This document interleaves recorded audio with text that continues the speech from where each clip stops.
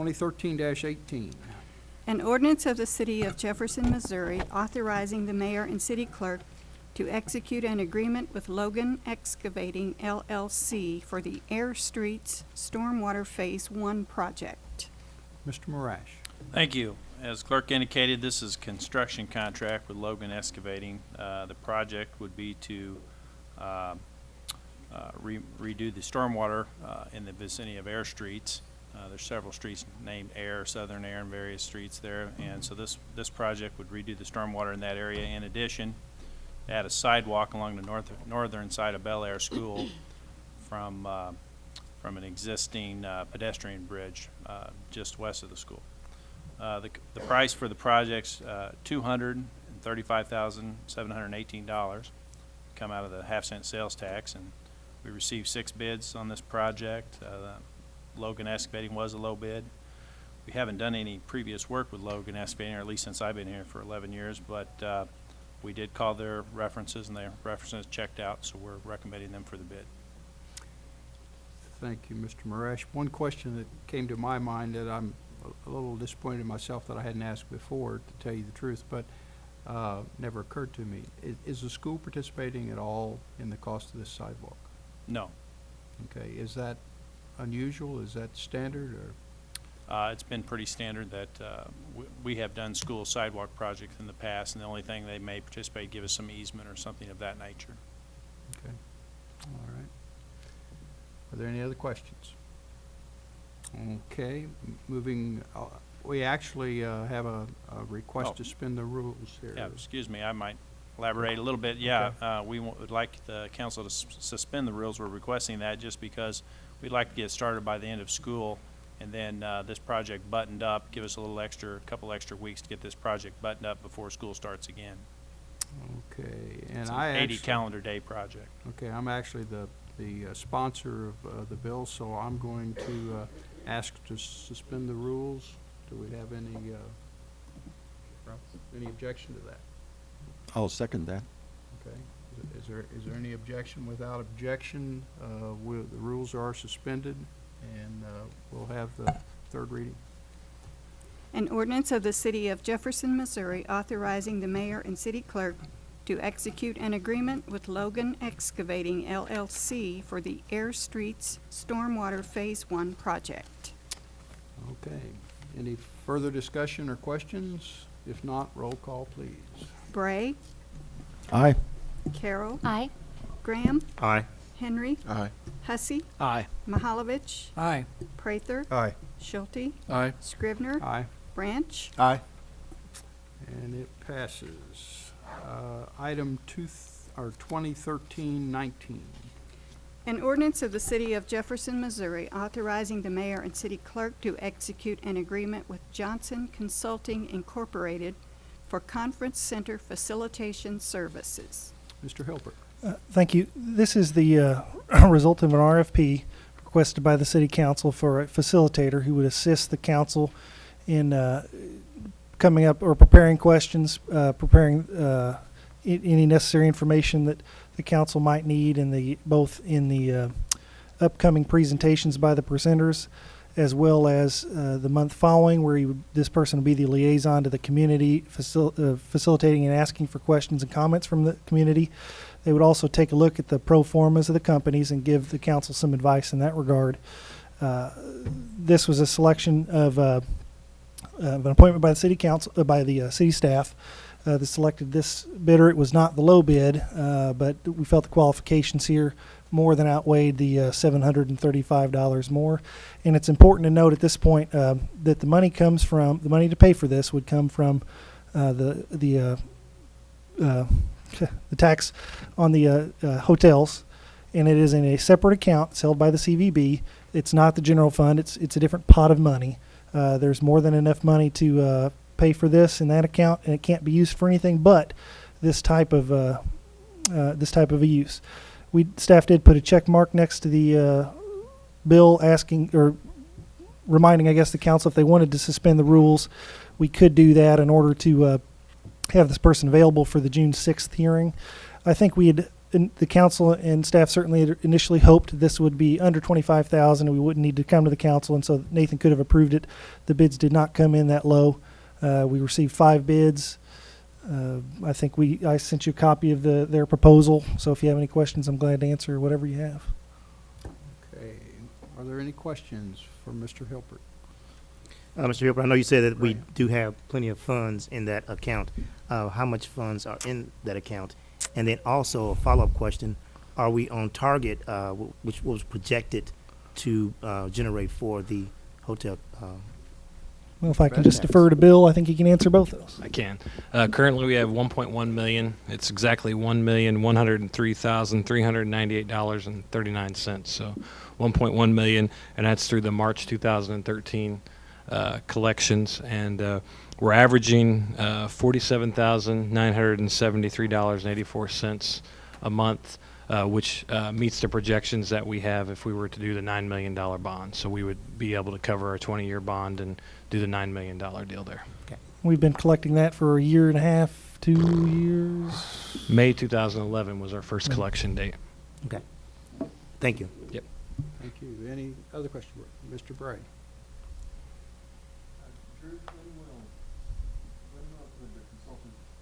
When would the consultant begin this contract, and when would the contract be concluded? They would begin immediately. They're just waiting for our go. I told them I'd communicate with them as soon as I found out. They're available immediately. My plan would be to send them the everything we've got thus far and start making travel arrangements for them to show up and get busy, and they're excited to do that. It would be concluded once the council selects a selection partner. So anticipated July. All right, so a big night for us, one of the next big nights for us on this topic will be June the 6th. Correct. And the consultant will be here at that time? Yes. Would the consultant facilitate that?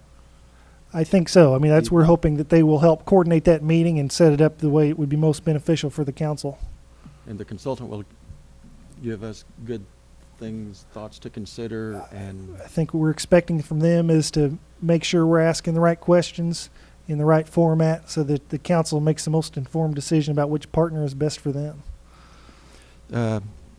the public education, when and how does that take place? Well, it would take place after the June 6th meeting, certainly, and the exact specifications. I think that one of the goals is we want this facilitator to help us figure out the best way to tease out public comment or stakeholders' comments as well. So it takes some time during June is the answer to that, and the exact dates and times and places and how we get people. That's what we're hoping the consultant will assist us with. Will the consultant be self-directed I reach out to the... You know, I'm using the word consultant, but it's probably more of a facilitator. It's not Okay. exactly a consultant, but well, I think it'll be a combination of council requests and staff requests. I mean, Nathan or I would probably be the point person, but certainly our intent is to get out of this facilitator everything that the council wants out of him. So I think I answered your question, but I'm not sure. And what does the council want out of this facilitator? Well, of course, most of you have to answer that yourself, but as I understand it, what you want is to help, or not help, but assistance walking through the process that we have to go. So we still have we'll get the plans in. We need to review the plans. We'll hear from the proponents. We'll hear from the public, and at some point, we'll have to figure out who we want to dance with from here on out. And in fact, they're willing to help with the negotiations of the contract. And going forward, if it turns out they're particularly useful, they're certainly willing to move forward. We may have to enter into another contract with them. If that's of value to the council, then, or if that's of $28,750 of value to the council, then you might want to vote yes. And if it's not, I guess it's up to you all to decide. How many developers are still at the table? 3. No one has advised us that they're not in the process. All right, thank you. Did you have comment? Well, I was going to enlarge on Mr. Hilpert's answer in terms of if they would be available on the 6th. somewhat depends on whether or not we suspend the rules. If you don't suspend the rules, then we would be hiring them, assuming that you approve that at the next meeting, that would be June the 3rd.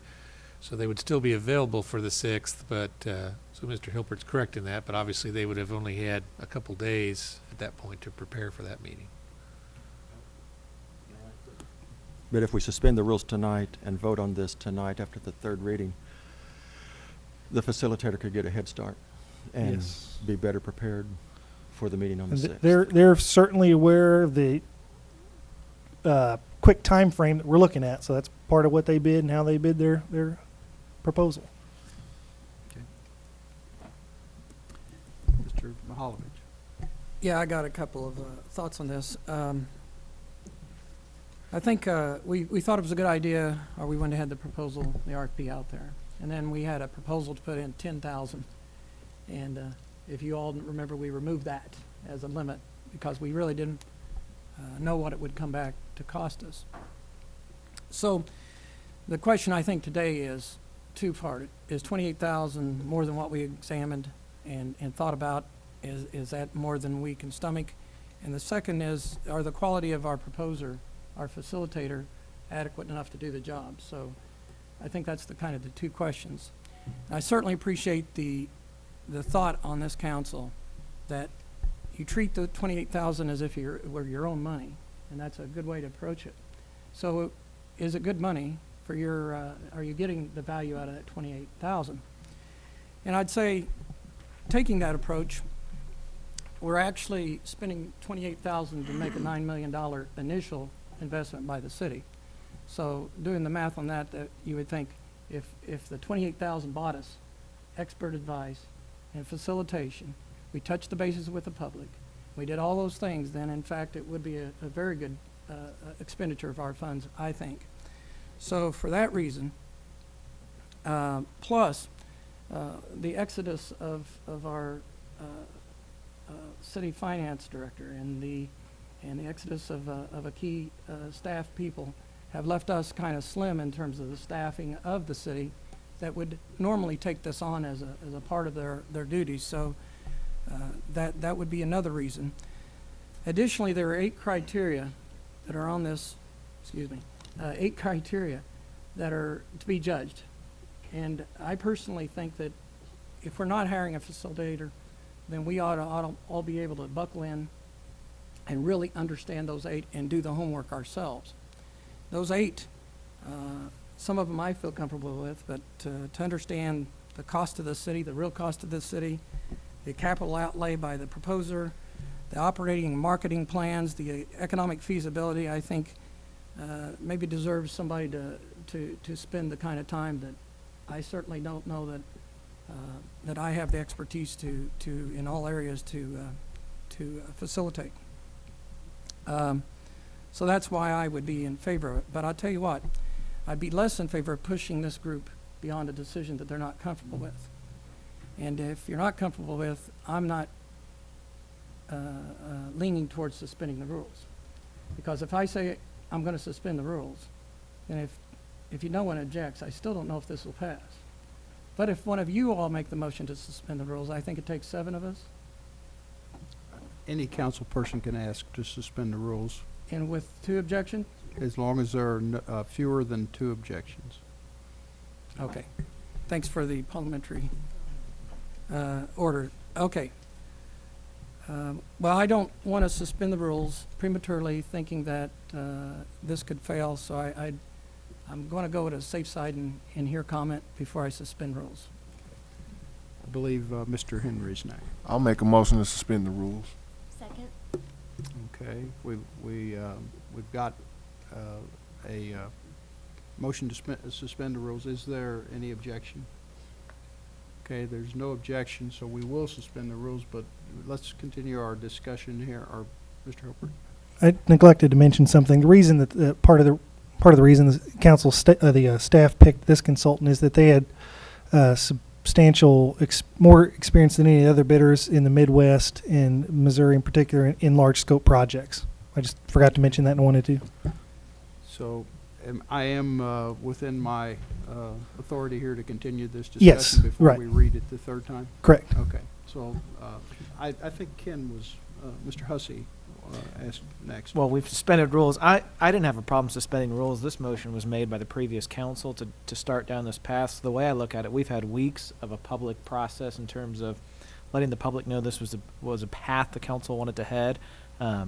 This is where we've arrived. And you know, ultimately, if this bid had been $24,999, we're not having this conversation. Nathan or Mr. Nicholas would have had the authority to execute that contract. And so really the conversation is taking place because the contract exceeded a certain dollar value, not because of discomfort with a facilitator through this process on my part. I agree with Councilman Mahalovich. It's the direction we need to go. To $28,000 for a $9 million investment sounds good to me. Mr. Bray.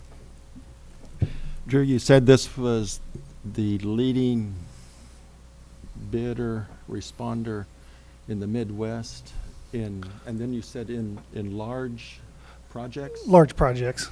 Well, I should have said they were the most experienced in the Midwest of the proposers, and they did large commercial projects. So it's not to say the other proposers did not, or the other bidders. They certainly did. The low bid was a Cornell University professor who had written a lot of books and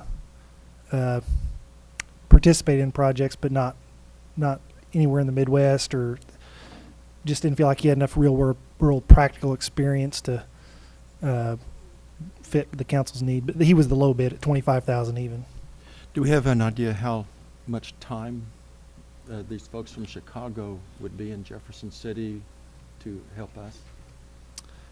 Yes. Although I honestly trying to remember now. Looking at Matt, nope, no help there, Janice.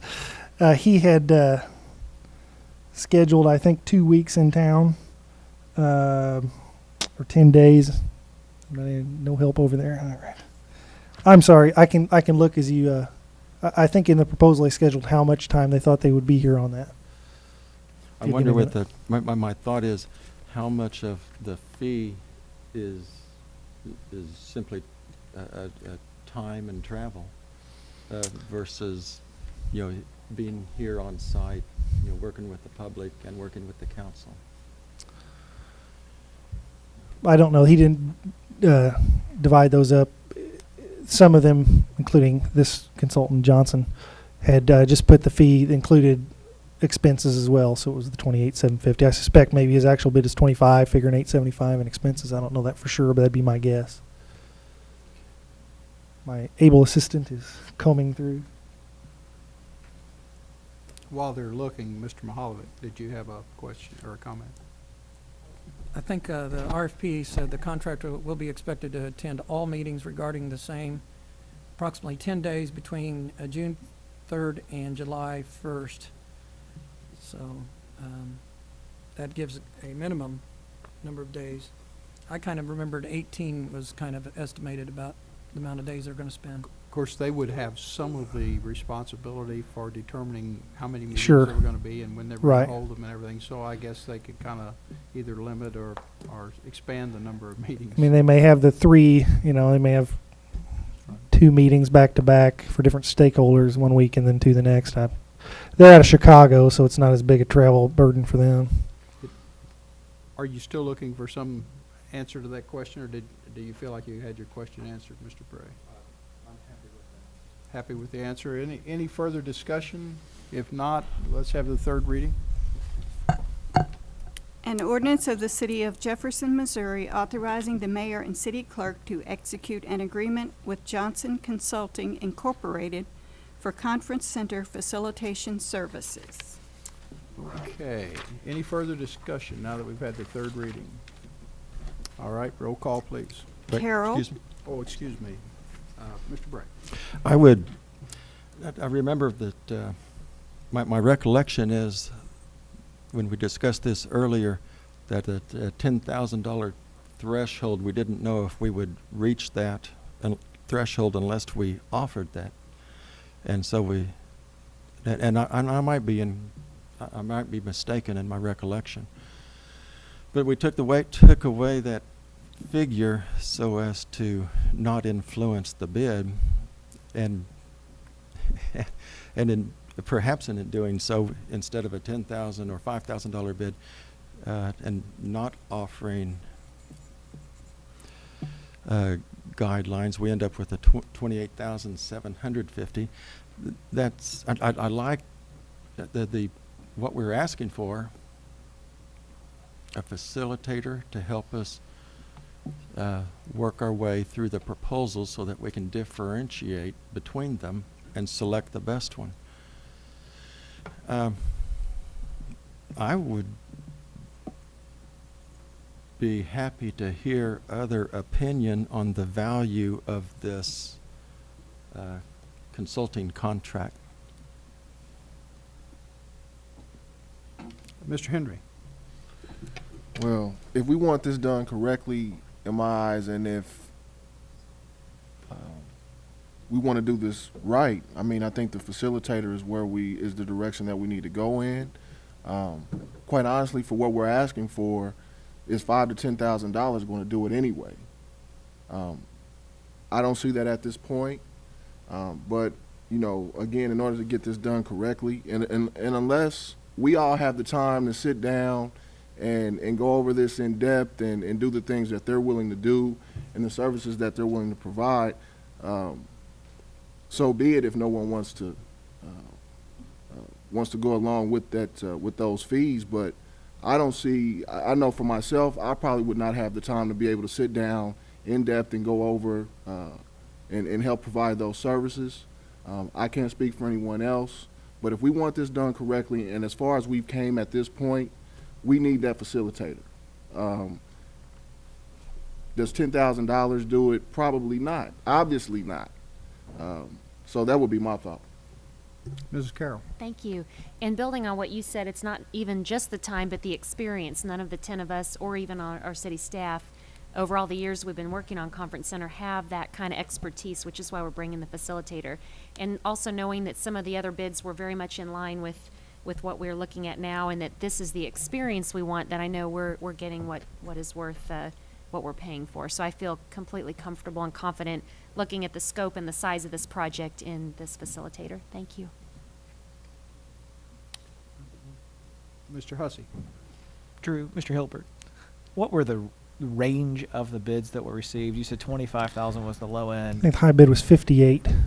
So, I mean, to echo Councilman Carroll's point, I think that shows that without putting a number on it, you know, this is in the proper range for a project like this. If we had thrown $10,000 down, I don't think we'd get many biters on this opportunity or many people interested. But thank you for that information. I echo what's been said already. Any other comment or questions? If not, are we ready to vote? Okay. Roll call, please. Carroll. Aye. Graham. Aye. Henry. Aye. Hussey. Aye. Mahalovich. Aye. Prather. Aye. Schulte. Aye. Scrivener. Aye. Branch. Aye. Bray. Aye. Okay, it passes. Moving on to bills pending, 2013-6. Excuse me, Bob, can I follow up, or Councilman Scrivener? Can I I'm sorry, follow up on Carrie. that? I wanted to follow up on when we bring the consultant in, or facilitator, I'm sorry, and maybe Nathan or staff could decide the best way to do it, but I'm the council liaison to the Convention and Visitors Bureau, and I know that we were talking about, as well as in addition to that, bringing in the director of the CVB, and she happens to be here tonight as well, but Diane Gillespie. And when you bring in the consultant, that might be a good time to bring her in. I don't know. We've kind of talked about bringing her in, but haven't found the right time to get her up to speed on the work that's been done so far. So since you will be doing that work with the facilitator, I would suggest you bring Diane perhaps at the same time, or find a way to bring her in. And maybe you've already spoken with her, but if not, I would suggest that you maybe reach out to Diane, or Diane maybe call Nathan or who you think she should speak with to get her connected, because Absolutely. it'll happen fairly quickly. This June meeting, we need to get her up to speed before that. Thank you. We'll get together and I'll get you caught up. My guess is, and this is purely a guess, but if this person is as experienced at doing this as we believe he is, I suspect that one of the first things he'll want to do is talk to the Convention and Visitors Bureau in the community would be I would think that would be a logical first step. So, okay, let's, anyone else? Okay, 2013-6 on bills pending. An ordinance of the City of Jefferson, Missouri, authorizing the mayor and city clerk to execute an agreement with Cole County setting procedures for joint city and county capital improvement sales tax projects. Mr. Marash. Thank you, Councilman Scribner. This is, as the clerk indicated, an agreement with the county, basically outlining 2 projects that we intend to do here in the next year or so. Frog Hollow Road and the Dunklin and Lafayette intersection project. Kind of outlines the responsibilities of each entity and the relative cost for that. It's my understanding that Cole County has already approved this on their end. Is That's that correct. Okay. Any further questions or comments? Are we ready to vote? All right. Roll call, please. Graham, Aye. Henry, Aye. Hussey, Aye. Mahalovich, Aye. Prather, Aye. Schulte, Aye. Scribner, Aye. Branch, Aye. Bray, Aye. Carroll. Aye. Okay, it passes. Item 2013-7. An ordinance of the City of Jefferson, Missouri, authorizing the mayor and city clerk to execute an agreement with Cole County to provide New World Systems software support. Mr. Betts? Oh, there you go. Yes. Basically, is this bill here would give us authorization to go into an agreement with the Cole County Sheriff's Department to provide IT support for their New World system software. Currently, we utilize the exact same software, and all the software is housed on city servers. And so this is just an agreement where they will we will provide that support for them at this time. You know, Mr. Betts, that's kind of exciting to me to think that we're going to do something like that in a cooperative nature. We're already cooperating in the public works, but it's kind of nice to see some shared things there. I know it's a situation where it's in our advantage for them to continue to use that software. Correct. But this is a kind of a new adventure. Are you prepared to venture out? We are. We do it with GIS with the county and have been doing it for some time now, probably about 5 years. So we feel pretty comfortable with this. Obviously, it puts a little extra burden on our staff, but it's much to our advantage to keep the booking and all that stuff done in one location and not put some extra burden on our police department. And then we'd have to have additional interfaces and those types of things if we didn't do this. So we feel it's in the best interest of the city and the community to do this agreement. Great. Any questions from the council? If not, roll call, please. Henry, Aye. Hussey, Aye. Mahalovich, Aye. Prather, Aye. Schulte, Aye. Scribner, Aye. Branch, Aye. Bray, Aye. Carroll, Aye. Graham. Aye. Okay, the bill passes. 2013-8. An ordinance of the City of Jefferson, Missouri, amending the Personnel Policy Manual regarding residency of city employees. Ms. Carroll, you'd indicated earlier that you might possibly put this on the informal calendar. I was, but now that we have Rick here in attendance, I wanted to just make sure that all 10 of us were here for the discussion.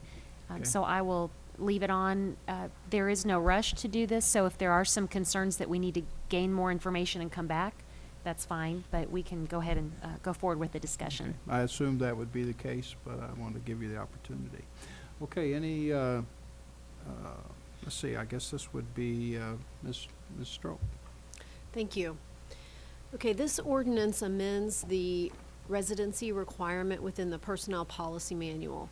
The current residency requirement states that the city clerk, the city administrator, and most of the department directors have to live within the corporate boundaries of Jefferson City, and then all other full-time employees have to live within 25 miles and 30 minutes reporting time. The policy itself has come up in discussions a number of times in the past couple of years, and especially has come up with the last couple of recruitments in the past year for the finance director position, when we had a number of good qualified applicants who had to withdraw because they live very close to the city limits.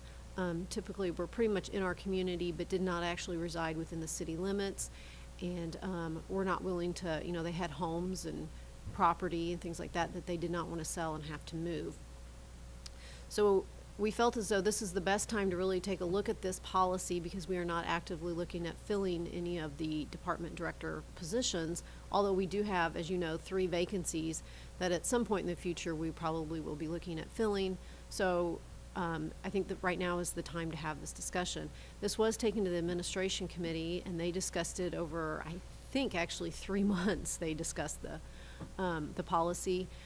At one point, they did ask us to go out and kind of see what a number of other jurisdictions do. So we did put the question out to an HR listserv, received 26 responses back, all from public entities in Kansas and Missouri. And 7 of those 26 responses do require their department directors to live within the city limits. 19 do not require their department directors to live within the city limits.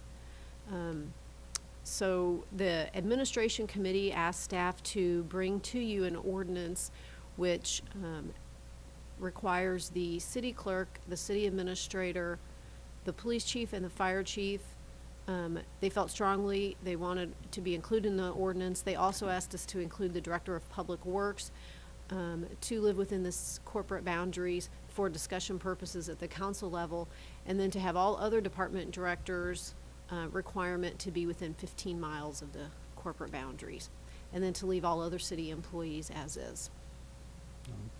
Okay, thank you, Ms. Strope. Comments or questions? Mr. Mahalovich. Is it appropriate this time to add amendment? I'd like to offer up an amendment. Okay. Okay, I move to amend the 2013-8 by adding Director of Planning and Protective Services after the words Fire Chief. And I'll send this around. Is there a second? Councilman Hussey, be sure you get that passed down. Second. Okay, we have a motion and a second to amend the bill by adding Director of Planning and Public Services or Protective Services after the words Fire Chief. Discussion. Mr. Mahalovich.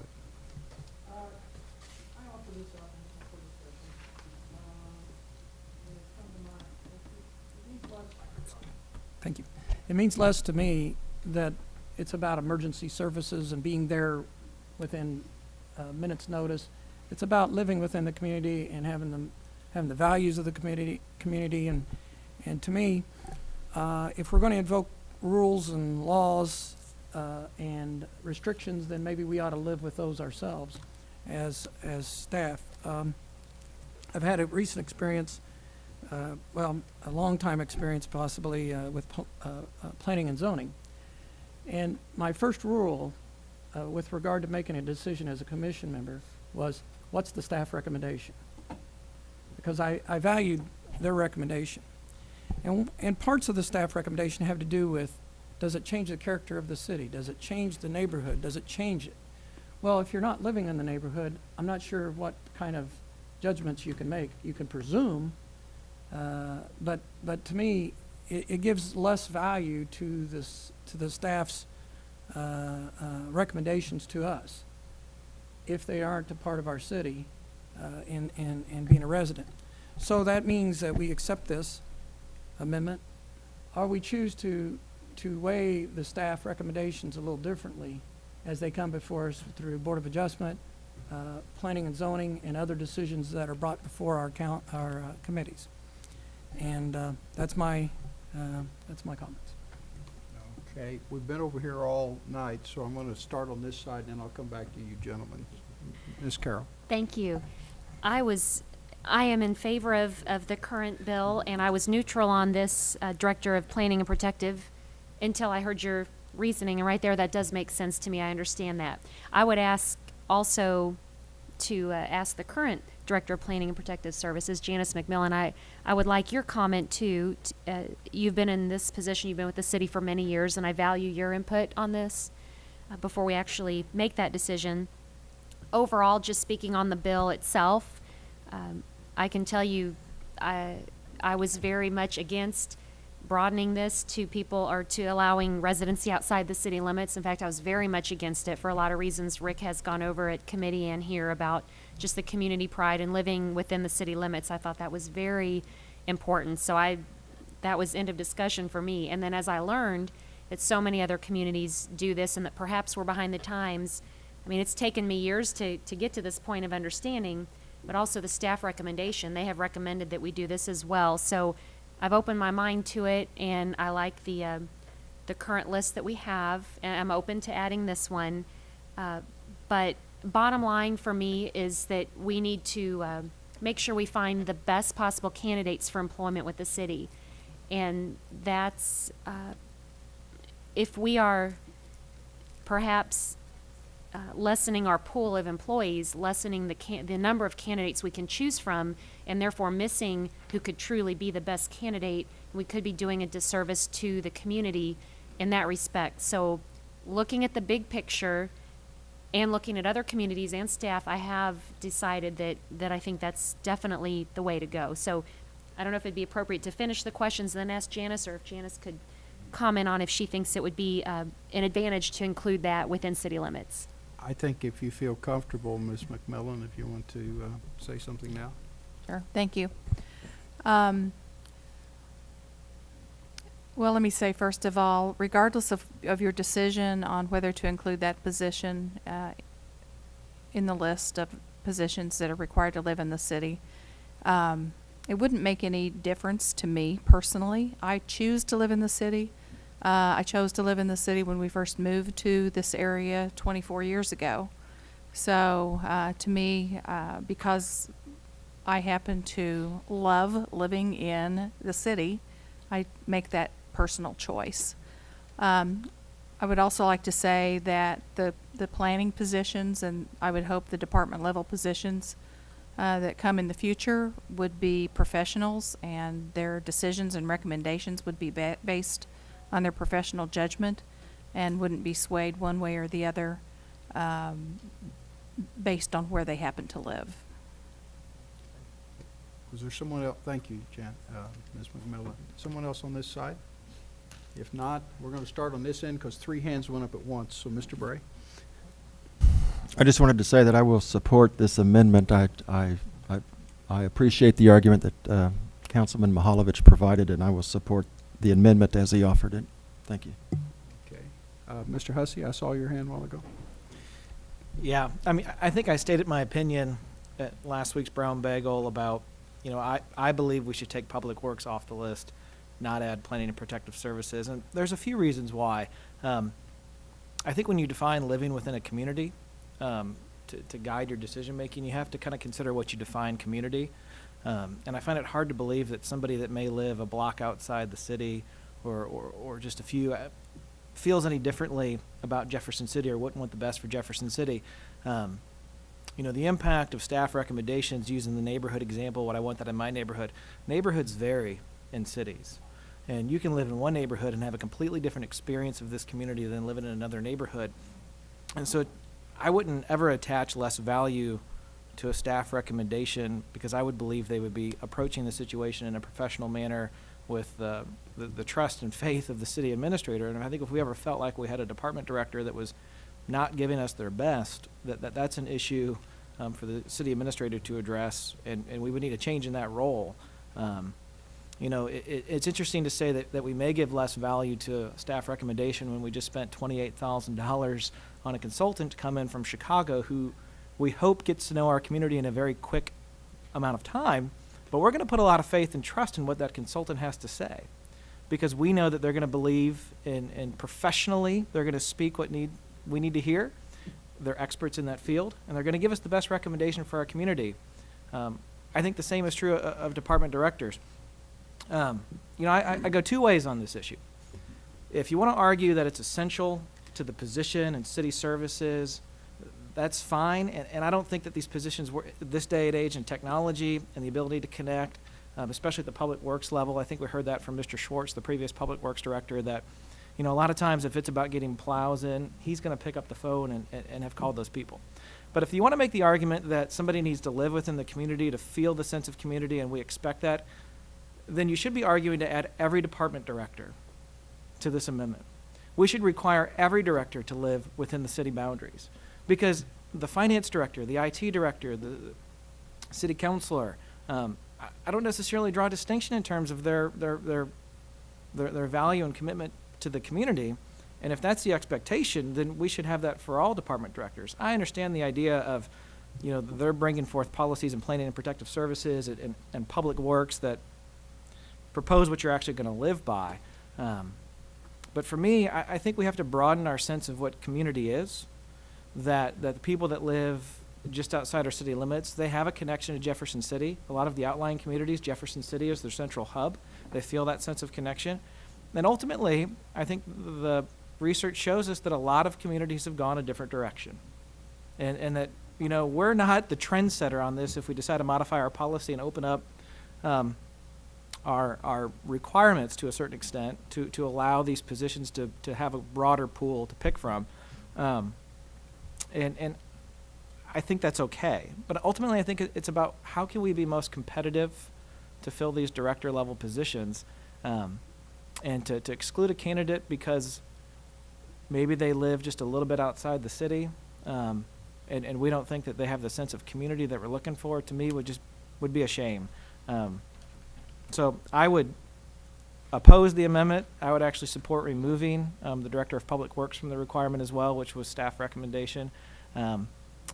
However, I would argue that time is on our side on this, and that if we don't feel compelled to make a decision tonight, if we still have some discussion as a council that we want to have, I would urge us to not make a decision that we all didn't feel comfortable with, that was fully vetted, that if we still have questions and thoughts and things we want to air, let's continue the conversation and not set a policy tonight when we don't have to quite yet. So those are my remarks. I appreciate you listening. Anyone else? Mr. Schulte. Thank you. I concur with Mr. Hussey's remarks and prepared to vote no on this particular amendment, and would be in favor of supporting Mr. Hussey's amendment to remove Public Works as well. Thank you. Anyone else over here? Anyone else over here? Okay, I want to just bring a little bit to the discussion here. I too am conflicted, and maybe I'm the only one conflicted, but I think I heard you mentioned a little conflict I want the best possible candidates, as I think we all do. And we would like to believe that they all are here in the city, but we've had some candidates in mind for different positions that we've had open, and they didn't live in the city, and they chose not to move into the city. So the conflict of wanting the best possible candidate is real. On the other hand, I had a person from my ward explain to me why it was important to him for employees to live in the city, and in fact, he would go down the road that you mentioned, that all city staff, directors should live in the city.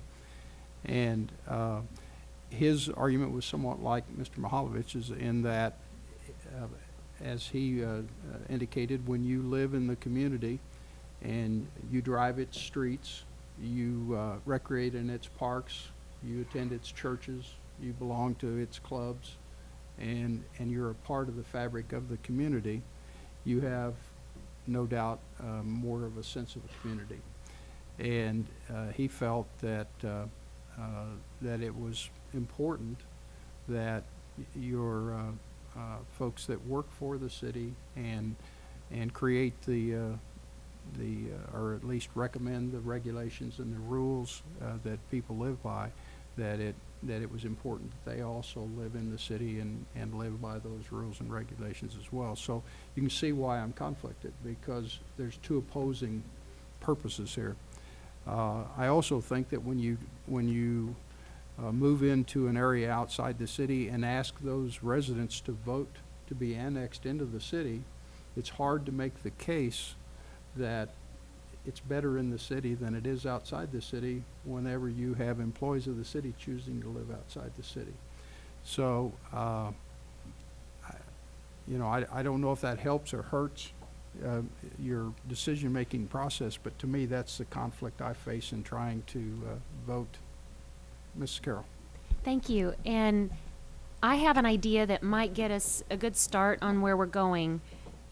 Looking at our current ordinance and what's included, and then looking at the proposed ordinance, one idea might be if Councilman Mihaljevic would withdraw the motion, and if we move forward with what's on the table, then we could pass something that's still an advancement from where we started, because it seems like the two issues are public works and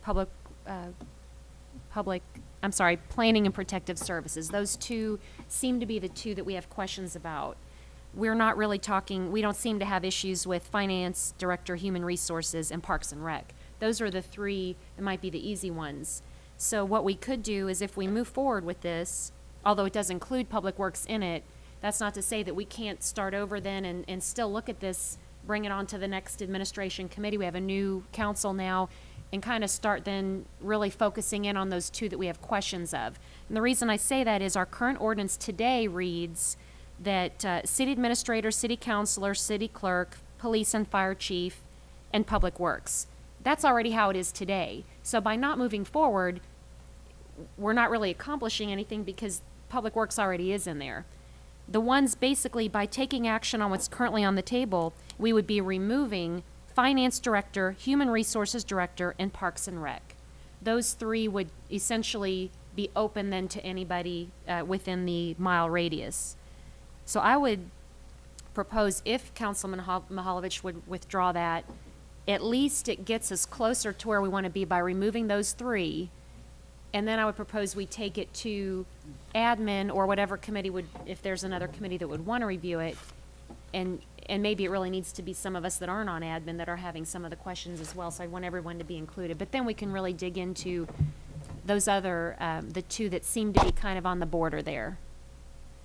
It would move us forward at least. We would make some of those that nobody seems to have a problem with tonight. It would broaden that at least. It would get us a good start.